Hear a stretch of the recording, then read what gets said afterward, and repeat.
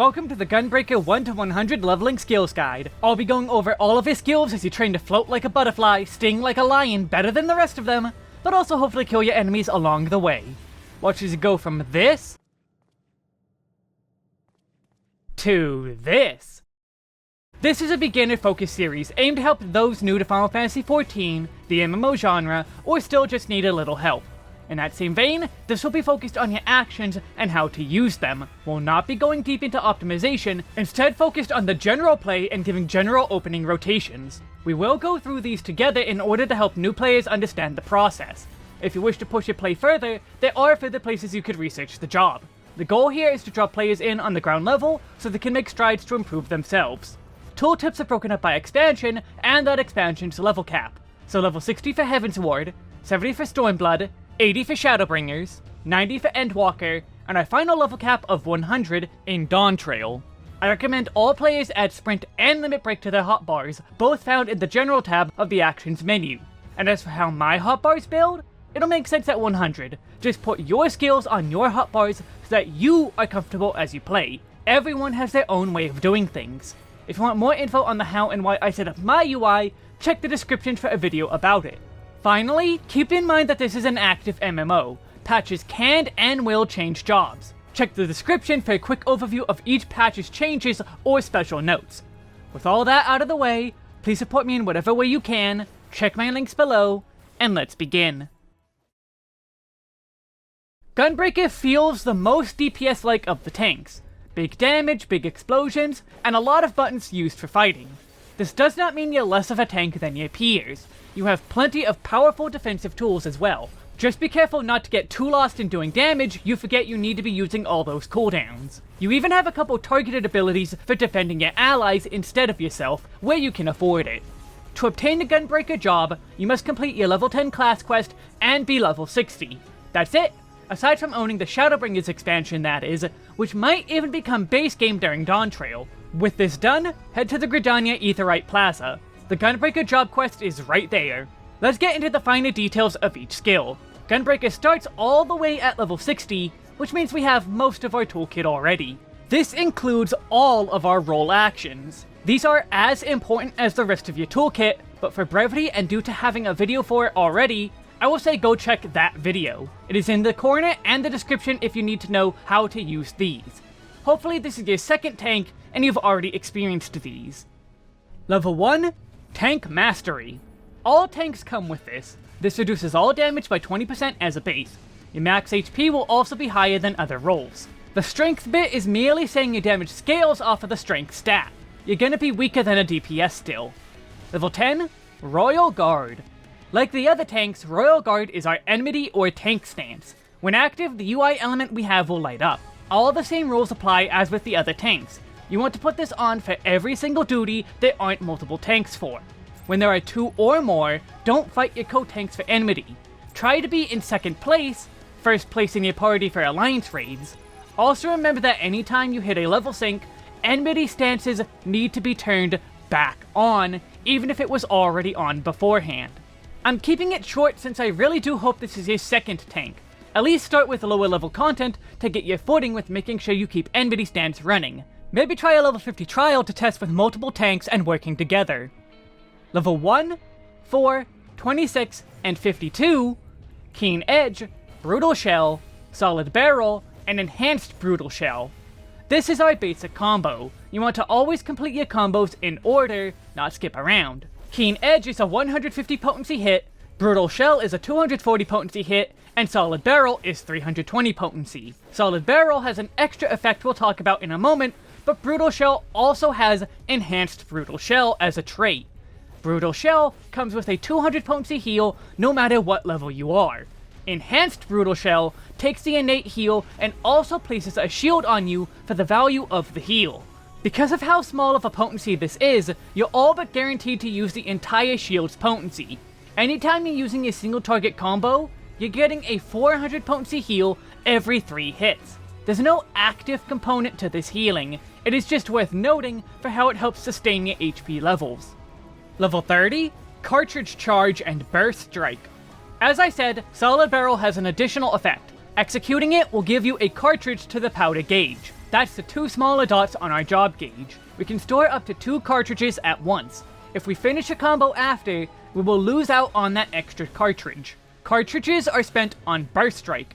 It does a 380 potency strike to a single target. That's a bit better than even Solid Barrel. When you have cartridges, spend them. You can store them for using them back to back. There's a few reasons to hold onto some cartridges for burst damage. This includes party buffs and level 2, No Mercy. This is a buff that ups our damage by 20% for 20 seconds. It has a short 60-second cooldown, meaning we'll have it up a third of our combat time. Holding onto Powder Gauge means you can burst strike during No Mercy. They are big hits and you want to put them under important buffs like that. Otherwise, you should be using No Mercy on cooldown during combat. You would avoid using it only if a fight is very close to over. There is also an added effect of Ready to Break for 30 seconds. This didn't exist in previous expansions. Now it's the only way to gain access to our next skill. Level 54, Enhanced No Mercy and Sonic Break. You would never use this outside of No Mercy, so they made it essentially required. Not only that, this is now Gunbreaker's first case of action change settings. In the skill menu, you can check the button under No Mercy to decide if you want No Mercy to turn into Sonic Break after using it. This can save a hotbar slot, or you could do as I do, and keep it on its own button, or even both at once. Sonic Break has 2 effects. Firstly, a basic 300 potency of damage to a target. Secondly, a 30-second long dot, damage over time effect. It deals 60 potency of damage. With dots working on a server tick, it ticks every 3 seconds for a total 10 ticks. This is 600 potency on the dot, with 900 total potency for using this. That is very strong. We haven't gone over it yet, but this is even stronger than our AoE on up to 6 enemies. Later skills close this gap, but it shows how good Sonic Break is. In bosses, this is an obvious gimme. It's also very easy to get it out on bosses because it does not break combos. It can be used at any point for no downsides. The only issue is making sure you use it within 30 seconds of using No Mercy. So long as it isn't hidden away in a forgotten corner of your hotbars, it should be easy to remember. Level 60, Gnashing Fang, Savage Claw, and Wicked Talon. Now that we're through the layers of holding Burst and No Mercy's bonuses, let's talk about our other combo. Gnashing Fang has a 30-second cooldown. You can only use it when you have a powder cartridge, costing 1 to activate like Burst Strike. Upon using Gnashing Fang, it changes to Savage Claw. Using Savage Claw turns it into Wicked Talon. This is a self-contained 3-hit combo. In order, it deals 380, 460, and 540 potency per hit. Even the weakest hit is stronger than Solid Barrel. You are going to always want to have 1 powder cartridge stored for your Gnashing combo. On bosses or otherwise single targets, absolutely make sure you're using it. In AoE, it still loses on 4 or more targets. Due to the 30-second cooldown, every second use of it can be put under No Mercy. Don't forget to use it, and don't run out of powder gauge if Gnashing Fang is about to become available. Level 10 and level 40, Demon Slice and Demon Slaughter. These are our AoE, area of effect attacks. Both have a size of 5 yums in radius around yourself. Demon Slice is 100 potency to all enemies hit, and Demon Slaughter 160 potency. Without optimizing, the idea is to use AoE whenever there are 3 or more enemies. You don't want to let any enemies leave you to attack your team. You also want to be using No Mercy during your AoE. It's an extra 20% damage on top of what you already do. If you're confident in doing wall-to-wall pulls, you're using your AoE on very large groups of enemies. That multiplied by 20% is just all the better. Trash is more dangerous than bosses anyway. On top of this, Demon Slaughter will give us powder cartridges. The issue here is, we can't really spend them for AoE. On just 3 enemies, we're doing bigger hits than Burst Strike. We won't be getting an AoE cartridge spender until Shadowbringers. As a result, our AoE will be gaining us gauge that we can only use at the end of an encounter when only 1 or 2 enemies remain. If there's an enemy or 2 that are beefier than the rest, at the end this will help take them down. Make sure to group enemies together tightly, then spam your AoE. Just hold on to that powder until the time for using it properly comes up, no matter how tempting the big booms will be. Level 18, Danger Zone. On a short 30-second cooldown, Danger Zone. does a 250 potency hit to a target. Very basic, use it on cooldown, even in AoE. 30 seconds is a very short cooldown, so it can be used often. Much like your Gnashing Fang combo, every other use of Danger zone. will be buffed by No Mercy. Timed with openers, that's easy to achieve. Level 15, Lightning Shot. This is our ranged attack. It deals a small 150 potency of damage to a single enemy. This is generally a poor choice of attack outside of pulling and enmity reasons. You never want to be out of range of enemies if you can manage. There will be times you can't avoid it though, and can get in a little bit of damage while you're too far away to use your melee attacks. If you use it more than once in a row for the damage, you probably are relying on it too much. This is your main pulling tool. It helps you drag enemies toward the group as you all approach. This is especially important for pulling bosses near the middle of arenas. Lightning shot them, and they will start moving up to you. With trash mobs, this has the same effect and allows you to use an AoE move to hit all enemies sooner. You can also use this while running to the next group of enemies to maintain the enmity lead. A combo I like to do with pulling enemies is to pop Sprint before the first group, and if there are 3 enemies, I do Lightning Shot, Provoke the second enemy, and Lightning Shot the third. I don't stop running the entire time and have no risk of missing with an AoE. Utility more than anything else, keep that in mind. We have another skill for distance problems. Level 56, Trajectory. This is a skill with charges, meaning you can store multiple uses. You can cap at 2 with a 30-second charge time. The moment you use 1 charge, the timer starts going for getting it back. In total, that would be 60 seconds for getting both charges back off of cooldown if used immediately. Trajectory is a gap closer. You jump right up to the enemy from up to 20 yalms away. This is good for those cases where a boss forces you to run away to dodge mechanics. You can do an attack, run out of range of the enemy to dodge, then immediately trajectory back into range. Quickly getting into range has the benefit of increased uptime. The less time you're out of range, the more damage you do, the quicker the boss dies, and the less damage you take. The better your team's damage, the less mechanics and tank busters you have to eat with your face. Something a lot of tanks will do is pull with it. Positioning bosses is a very important job as a tank. If you pull with trajectory, you most likely will end up positioning the boss poorly. You want them to generally be placed in the middle of arenas, plus you mess up your melees with a random dash-in addition to it not being in your opener. Trash pulls it can be a bit better, but don't get too far ahead. You can get far ahead of your healer with good usage. Too good, and it puts you out of range of healing. Even a smart, quick healer could easily fall behind, so pause for a moment if you see yourself getting too far ahead. I would recommend not using it to pull at all. This is in spite of the bonus effect of trajectory that gives you bonus enmity. This can help if you miss an enemy and need to quickly grab it. For normal pulling, I advise against it. Regardless, gap closers are always good to have, both for uptime and for positional safety in other ways. Level 6, 38, and 45. Camouflage, Nebula, and Aurora. These are our first Gunbreaker specific defensive cooldown abilities. Camouflage is a 90-second cooldown that reduces all damage by 10% and increases our parry rate by 50%. It will last for 20 seconds. Parrying is a lot like blocking, reducing any parried attack by 15%. These parries are random, but the rate is very high. You can also only parry physical attacks. This can reduce the damage of a number of boss auto attacks, multiple mechanics, or even tank busters that are close together, though this is a rare occurrence. Without the parry, it won't alone make a huge difference, but the difference it does make definitely matters. Nebula, meanwhile, is a lot more significant. On a 2-minute cooldown and lasting for 15 seconds, this reduces all damage by a much bigger 30%. This can take care of most tank busters by itself.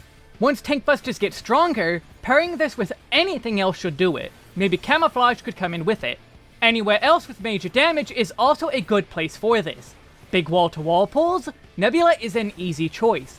Reducing all damage from 7-8 enemies by 30% is a big shift in your survival. No sense sitting on it when you're in big danger after all. Finally, we have Aurora. This is something more for incidental damage. This is a heal over time, or HOT. It gives yourself a regen of 200 potency for 18 seconds. That's 6 ticks for a total 1200 potency of healing. This is a decent amount of healing even with your healing power being lower than an actual healer.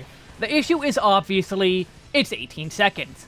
If you need the healing right now because you're low, it's already too late. Once you start taking little bits of damage, you want to be throwing up Aurora. You can see the effectiveness pretty decently in a small pull. The regen will keep your HP relatively steady compared to no regen. In bigger pools, you won't notice it doing work, but it is helping keep you alive. Pair it with another cooldown like Rampart to help keep your HP a bit steadier for the healer. In bosses, Aurora alone will take care of auto attacks a lot of the time. The healer may not need to heal you at all until it runs out or a tank buster happens. You can also Aurora after a buster to keep your HP steady during the auto attacks after. You can actually put this on other party members too. If a DPS takes avoidable damage or such and is low on HP, you can help save them by tossing them an Aurora. The healer will need to notice you throw the Aurora at them to not throw as much healing, but otherwise it can help out. More ideally and more likely to be of help is when you are the off tank in 2 tank duties. Your co-tank is the one holding the boss. You can throw them Aurora on cooldown to help keep them healed up. It's not a huge skill, but every little bit can help out. Level 50, Superbolide. This is our invulnerability cooldown. On a 6-minute cooldown, this automatically sets our HP to 50% of our max if above it, does nothing if below 50%. In either case, this makes us immune to most damage for 10 seconds. The exceptions tend to be just raid mechanics in the high end, which would often be wipes anyway. Otherwise, we'll take no damage until it falls off. You might be tempted to only save this for emergencies. The issues here are twofold. If you wait for emergencies that never happen, you never use it. If it was never an emergency to begin with, there may have been no reason to use it. I prefer to be proactive with invuln cooldowns. Pulling wall to wall, I can go into it, pop no cooldowns, and when I get low HP, pop Superbolide. I will of course also tell the healer my plan before I pull, so they don't waste time healing. Hey, I'm going to Superbolide, and they know they don't need to heal for a bit, at most bringing you back up from about 50%. You can even use Aurora to do it yourself. Point is, we don't want to just ignore it. We have limited cooldowns. Rotating in Superbolide is easier than making a healer restore all the HP the enemies would have done to you, especially if the previous pull, you used all your big cooldowns already. That covers our starting toolkit. It's pretty beefy comparatively, but not too much more than what an average tank toolkit is like at this point. So now let's start building our first opener. Openers have always set the pace for fights, and tanks are no different in having openers. The goal of everything we do in openers is going to be shoving as much as we can into No Mercy. Usually this is safe and doesn't involve too much worrying about defensive cooldowns. This allows us to focus on the attacking, which is busier later on. For now though, it's pretty simple to fit it all in. Pre-pull, Royal Guard if applicable, Lightning Shot, Keen Edge, Brutal Shell, No Mercy, Solid Barrel, Gnashing Fang, Danger Zone. Savage Claw, Wicked Talon, Keen Edge, Brutal Shell, Solid Barrel, First Strike, Sonic Break. I want to emphasize this initial Lightning Shot. As a main tank, you will want to use this for positioning bosses better. However, when you aren't the main tank or positioning isn't a concern, you are still going to Lightning Shot for timing reasons.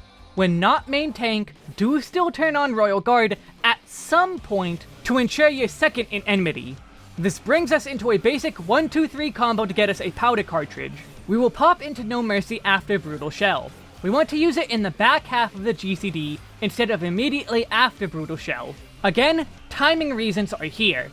This timing allows No Mercy to catch everything up to Sonic Break.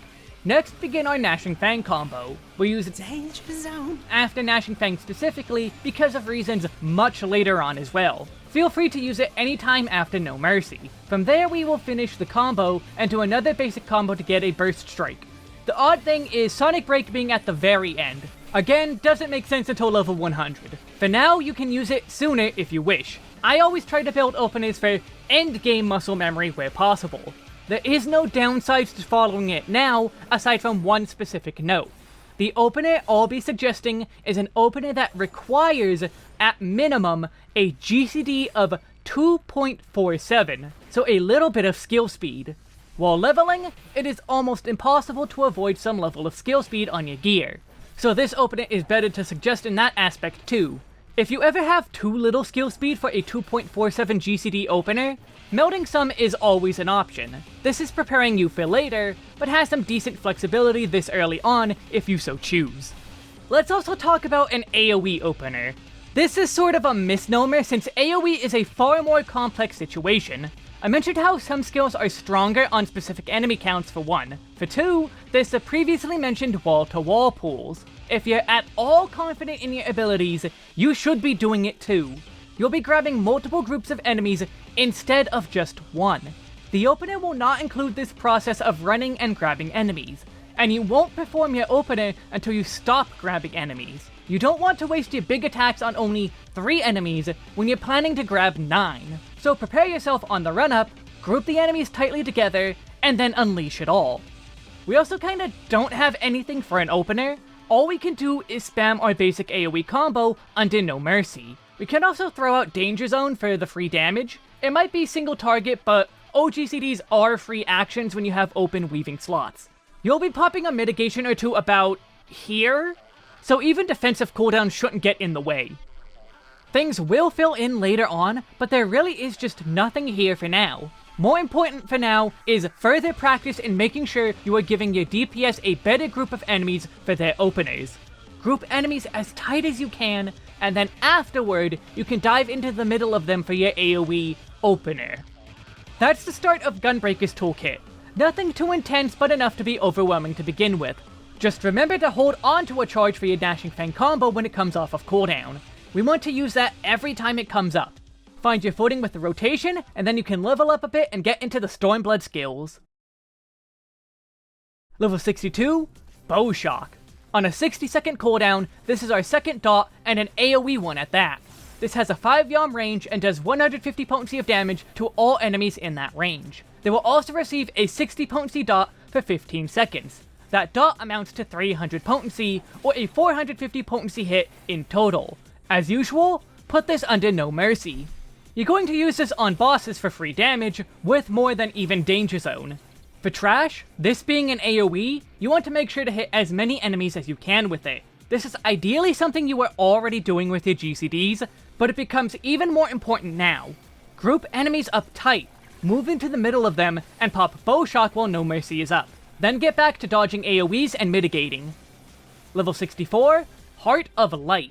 On a 90-second cooldown, Heart of Light will reduce all damage to yourself and all allies within 30 yalms for 15 seconds. This is more effective against magic, reducing it by 10%, with physical damage being reduced by 5%.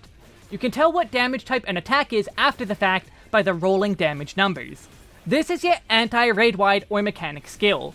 Most mechanics and raid-wide damage are magical attacks, though some exceptions exist. Raid-wide damage hurts, especially in 8-player trials and raids. Harder content levels especially hurt. When a boss is preparing to hurt the entire party, throw up Heart of Light to reduce the damage. You can get quite a number of these out, so don't just sit on it. You're going to want to also focus on the hardest hitting points of the fights. A basic raid-wide you can probably just get through with nothing but the healers putting up a small shield, or even nothing at all. Much more major raid-wides or mechanics are the ideal places for this, especially if there's multiple instances of damage within those 15 seconds. Without practice and knowing how a fight works, this can be hard to tell at a glance, so using it on basic raid-wides is a fine use while you learn. Even a little bit of help is going to be nice for the healers. You may want to step inside of bosses a little bit when you go to use this though. At least in alliance raids, arenas are big, and centering yourself can maximize the chance of hitting everyone in your party. This can also be used selfishly in dungeons. Trash pulls rarely have magic damage, and it tends to only be a few enemies at most. But an extra 5% mitigation for 15 seconds is just bad to not use. Cooldowns ensure it will come back at some point, potentially before the next boss. Level 68, Heart of Stone. On a very short 25-second cooldown, this reduces the damage of you or a party member by 15% for 7 seconds. If you do put it on an ally, they will receive your Brutal Shell Shield if you have one. This is a nice little bonus, but not something you should really concern yourself with. It's a tiny extra bonus that you're either guaranteed to have, or all but guaranteed to not be able to use. Heart of Stone is your spammable cooldown, and spam it you will. If it is available, you're using it. Big wall-to-wall pull? pair Heart of Stone with something like, say, Nebula. After Nebula, you will Rampart, then pop Heart of Stone again. You can pair this with basically all your cooldowns. With how short the cooldown timer is, there's no reason not to. The same applies with Tank Busters. Would you have popped Nebula with Rampart? Can save Rampart for a different buster later, which will also be paired with Heart of Stone. Every major thing you could want this around for, it will be available. Then there's using it on other players. Is it an 8-player duty and your co-tank is the main tank? When there's a tank buster about to hit them, throw them Heart of Stone to reduce the damage. If you're not taking damage, might as well help out the person who is. They will greatly appreciate it, as will your healers. This also works to protect that one pesky DPS who keeps standing in all the AoEs and gathering Vuln stacks. The next time a raid wide happens, they're gonna take a lot of extra damage. When you see the cast, throw them Heart of Stone to potentially save their life. This will take a bit of skill to pull off since you need to be watching your team for their mistakes while not making your own. The only issue is the short timer. 7 seconds isn't nothing, but it's a short enough timer that you have to make sure not to use it too early. This is the closest we get to an emergency button thanks to the short cooldown, but you still need to time it. Level 70, Continuation, Jugular Rip, Abdomen Tear, and Eye Gouge. This is the one and only job quest locked skill for Gunbreaker. Do your job quests and get this skill, which is more like 5 skills in one by level cap. Continuation is a strange skill in that it is a combo, but also not. It's an OGCD ability, so it's something you can weave between your GCD weapon skills. It lights up when using certain weapon skills, namely your Gnashing Fang combo. Each hit in the combo will turn Continuation into another skill. Gnashing Fang turns it into Jugular Rip, Savage Claw into Abdomen Tear, and Wicked Talon into Eye Gouge. These attacks do 200, 240, and 280 potency respectively, or an extra 720 potency every use of the Gnashing Fang combo. You have to immediately follow up the Gnashing combo strikes with these. If you continue the combo without hitting Continuation first, that Continuation skill is lost. This includes all weapon skills, even Sonic Break. If you hit Sonic Break before Continuation, the combo of Continuation is lost. Don't miss out on these, as the damage adds up quickly. In addition to damage, this makes the job a little bit more active.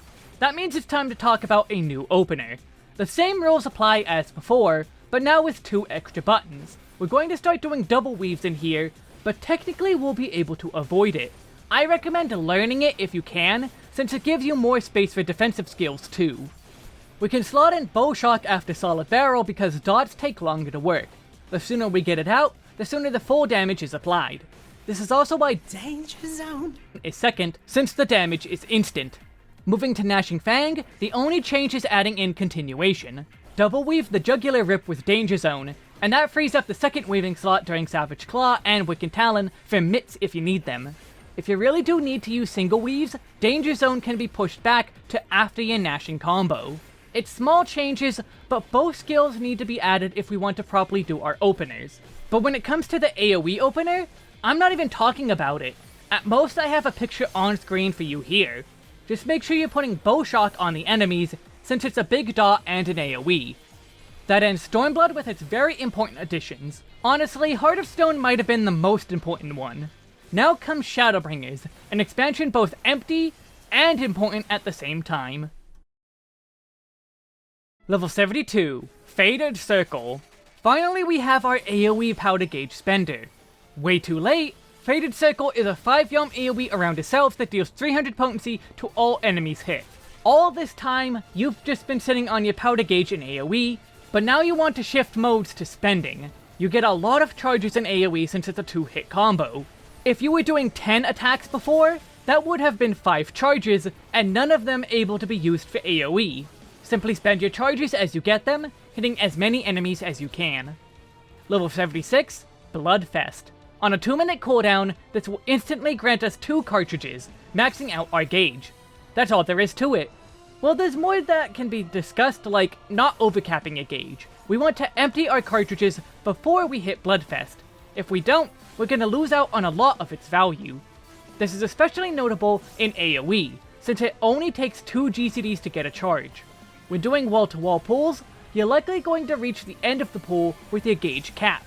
you'll have to spend those on back-to-back Faded Circles, then Bloodfest, then do 2 more. Otherwise, when you're in combat, pop Bloodfest on cooldown for a nice injection of fireworks. Level 80, Danger Zone. Mastery and Blasting Zone Danger Zone. is getting a strangely huge power boost here, from 250 potency to 720, nearly triple the power. We've already been trying to use this on cooldown, but now you absolutely need to do so. Otherwise, that's all there is to it. Let's move on to our opener. The biggest changes are happening with AoE, but Bloodfest is extremely important for both sides of the coin. Bloodfest speeds things up a lot, entirely removing the second use of our main combo, while giving us an extra burst strike anyway. We can jump into Gnashing Fang immediately after No Mercy, instead of needing to get some Gouge first. Bloodfest takes care of it ahead of time. We'll also move up all of our OGCDs, since using them sooner is usually better. The Bloodfest timing is something to specifically go over. Essentially, the moment the lightning shot hits the boss, use Bloodfest. This will weave it in as soon as possible, without being the thing that activates the boss. It's specific, but useful timing. Moving into AoE, this is our first proper AoE opener. As mentioned before, while you run and collect enemies in wall-to-wall pulls, you're going to be gaining Gouge. It's likely you will cap out on your Gouge before you stop pulling. This means before we can consider using Bloodfest, we have to empty out the Gouge lest we not even benefit from the entire point of the skill. I put Blasting Zone here with the third Faded Circle, just to put it somewhere. We don't want to slot it into the first Faded Circles at the start, since that would be a double weave. We need that slot open for reasons we'll get into with Dawntrail levels. It might help clear out one enemy faster, but it won't be too big a deal overall if you miss out on it. Just try to use it before No Mercy ends. Otherwise, it's Endwalker time. There's a lot more to go over in there, and might be the tipping point of ensuring Gunbreaker feels like a DPS job if it hasn't for you already. Level 82, Heart of Stone Mastery and Heart of Corundum. Before talking about all the effects this skill has, let's remember that Heart of Stone, and by extension Heart of Corundum, can be put on anyone in the party. Heart of Corundum is a huge upgrade on Heart of Stone. It is still a 15% damage reduction, but now it is 8 seconds long. That extra 1 second of leeway does matter, and does help make sure you time it correctly. It also matters because of the length of the next buff. Clarity of Corundum is also granted, reducing damage by a further 15% for 4 seconds. Timing has become even more strict, but far more beneficial. This small 4-second window is 28% of damage reduction. Mitigations when stacked come with diminishing returns, so 15% and 15% is more like 28%. Only a 2% difference, but worth mentioning. Point is, this is nearly Nebula in power for a brief moment. Any tank buster cowers at the sight of Corundum, and obviously, trash mobs will do a lot less damage for those few seconds. A third buff makes this even stronger. Catharsis of Corundum is given for 20 seconds. When those 20 seconds run out, or the player falls below 50% of their max HP, they will be given a 900 potency heal automatically. So let's say, even with that 28% damage reduction and anything else you use, you get hit to 1 HP. You will automatically be healed before you even see your HP hit 1. The strength of the heal can vary a bit, but generally it's really good and great for your survival. If you would go from max HP to 0, you will not get the Corundum heal since, well, you died first. But say you use Superbolide after putting up Catharsis of Corundum, Catharsis will immediately trigger and heal you up. This is a niche interaction, but one to make note of. Point is, try and time your Heart of Corundums better. At the same time, make sure you're continually using it as it comes off cooldown. It's worth far too much to ignore, now more than ever. Save it only when you know there's something happening that you need it for in the next 30 seconds. Level 84, Enhanced Aurora.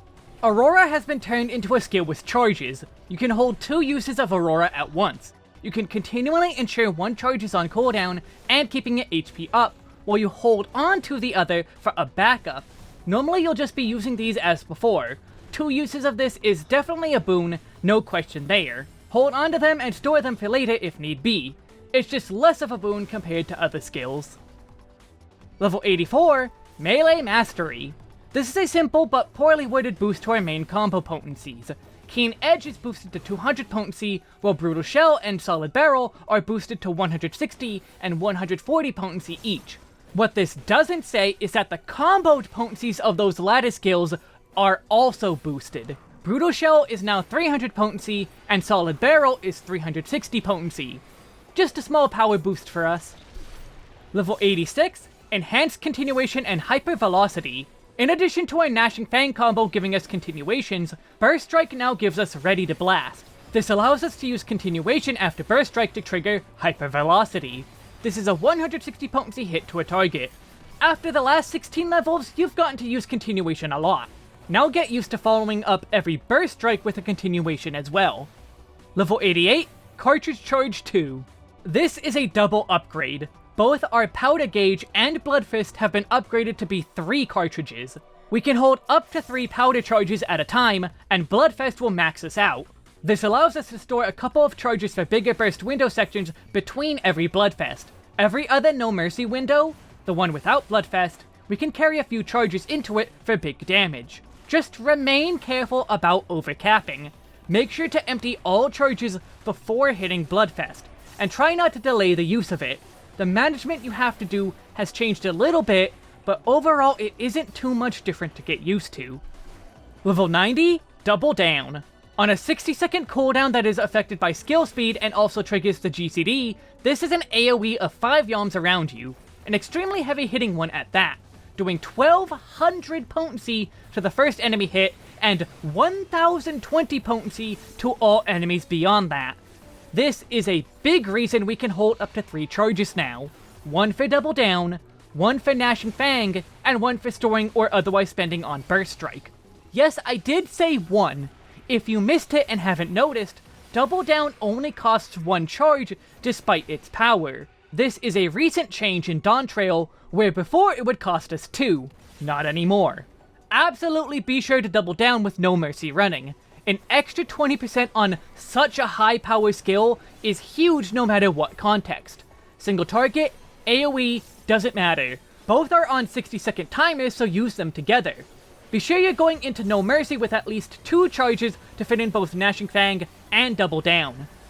Speaking of Gnashing Fang, using it during the Gnashing Fang combo will not break the combo. This will be important for openers. Let's talk about that opener now. Things have taken yet another turn with the Endwalker skills, with big benefits coming from it. Slotting in Double Down is simple because of that last point. You can Gnashing Fang to get the cooldown running, then immediately Double Down to put that on cooldown as well. This also helps with our weaving, since Double Down has 2 free weaving slots. Pushing just our GCDs back, Blasting Zone is able to be single weaved. Let's also not forget that down the line we have the rest of our gauge, and Burst Strike now comes with a Hypervelocity. Don't forget to use those when you spend gauge. As for AoE, simply put Double Down anywhere, but the earlier the better. Keeping the No Mercy and Double Down cooldowns close together helps keep them in sync and forgetting neither. Before you use Bloodfest is ideal, but no matter what you do, Bloodfest is likely being used even later now. 3 charges at max means you probably build up to 3 charges during the process of pulling. If you don't, you simply cut out the same number of faded circles as charges you're missing. I simply have Double Down second due to the wall-to-wall pulling. Popping No Mercy and then immediately using Double Down could mean you use it too early as enemies settle into the giant ball they become. That extra GCD of leeway means you likely hit more enemies. Beyond that, it's mostly the same, just with an extra big explosion early on. With Endwalker levels taken care of, we can move into Dawntrail. Strangely enough, this is going to be the biggest change to our openers since we got continuation. Level 92, Nebula Mastery and Great Nebula. Our 2-minute cooldown of Nebula has been given a buff. It has the same cooldown and duration, but it's gone up to 40% damage reduction. There is also a bonus effect. For the duration of Great Nebula, your max HP is increased by 20%, instantly being healed for that amount. In a way, this is now Gunbreaker's version of Warrior's Thrill of Battle. Generally though, this has not changed how we use the skill. We can stack cooldowns all the same ways, but if you don't need to stack them, Great Nebula is pulling more weight all by itself. Level 94, Melee Mastery 2. This is just a bunch of potency boosts across the board. There's 12 of them here, but 6 of them are Gnashing Fang and the continuation skills. That's it. Level 96, Enhanced Continuation 2, and Faded Brand. We have gained a continuation to Faded Circle. This is essentially the AoE version of Hypervelocity. Faded Circle is a 300 potency hit, with Faded Brand being an additional 120 potency to all enemies within the same range. You better have been using Hypervelocity, so you should know about how it feels to use this. We're now weaving just a bit more in AoE. Level 100, Enhanced Bloodfest and Reign of Beasts. Bloodfest has gained a new effect. For 30 seconds after using it, you are given access to Ready to Reign. With action change settings, this will turn Bloodfest into Reign of Beasts, or give access to that button for one use. Reign of Beasts is essentially a simpler but stronger Gnashing Fang combo. There are no continuations to use during the combo. It goes Reign of Beasts into Noble Blood and ends on Lionheart. These are 800, 1000, and 1200 potency of damage on a target, doing 60% of that to all enemies within 5 yalms of the initial target. Yeah, this is an AoE too, doing far more than the Gnashing Fang comparison might have you think. Though similarly to Gnashing Fang, the combo will not be interrupted by Double Down, Sonic Break, Burst Strike, or Faded Circle.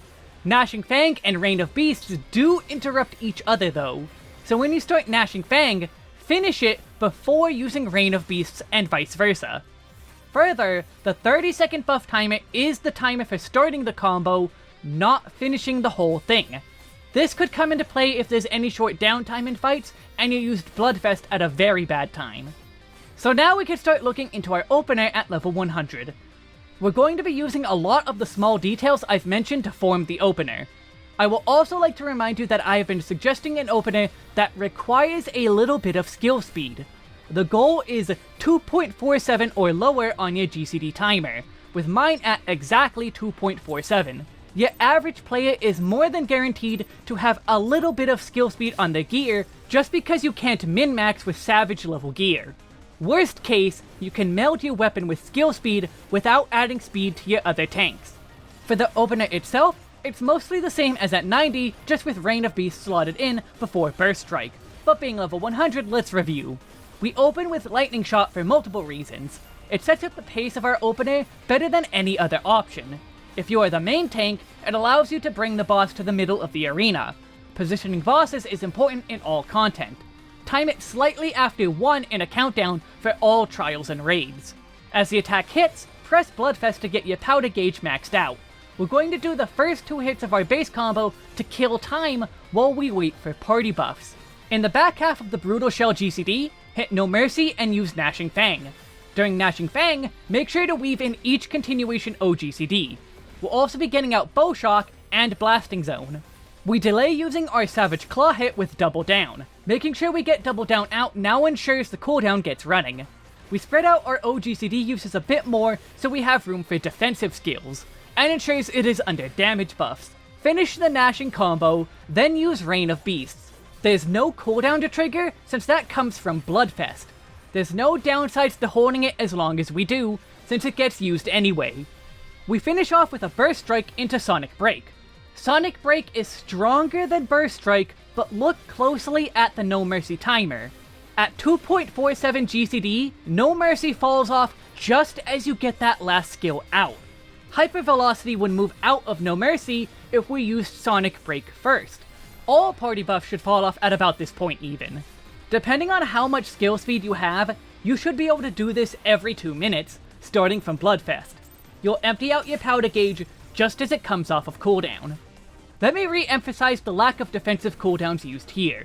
You will use defensives in your opener when the game calls for it. Something can be easily slotted in at most points of the opener to block auto attacks, a tank buster, or raid wide. There just isn't a one-size-fits-most situation like with offensive openers. Now let's do the karaoke opener. That is where I'll be saying the names of the skills as they are used in the opener. This means you'll get a better idea of the pace of the opener and when buttons are pressed. This also means that many skill names will overlap with each other due to name length or proximity. Keep this in mind as we go through it together. Pre-pull, Royal Guard if applicable, Lightning Shot, Bloodfest. Keen Edge. Brutal Shell. No Mercy. Gnashing Fang, Jugular Rip. Bowshock. Double Down, Lusting Zone. Savage Claw, Abdomen Tear. Wicked Talon, Eye Gouge. Reign of Beasts. Noble Blood. Lionheart. Burst Strike, Hypervelocity. Sonic Break. Let's quick talk our final AoE opener. Faded Brand is why we've been trying not to double weave up to now. Faded Brand will force it since our opener is, well, mostly Faded Circle. We also want to immediately start using our Reign of Beast combo after Bloodfest. Because of potentially 3 charges before Bloodfest, we're already pretty late into the No Mercy timer. Plus, the weaving windows afforded to us by Reign of Beasts gives us an easier time rotating to new mitigations, since while I haven't stressed it too much since the start, we do need to rotate in mitigations whenever our first ones run out. That's Gunbreaker! Not too much new, and it lost busy portions with Dawntrail changes. It still has the most going on as a tank, I'd say, plus you're making explosions with a sword. How can you complain about that? Well, a lot of people do. Thank you for watching this Gunbreaker 1 to 100 leveling skills guide. Feel free to give feedback or ask questions on what might still be confusing to you. I am always seeking to improve, as should you. Don't stop with this guide, even if I succeeded in helping you improve. Please leave a rating, comment, sub, those really do help creators. You can also come watch me on Twitch, or even go follow my Patreon. The links in the description will take you where you need to. Have fun in your adventures across Tyrol, and may the power of Anne and Nidhogg's lay waste to your enemies.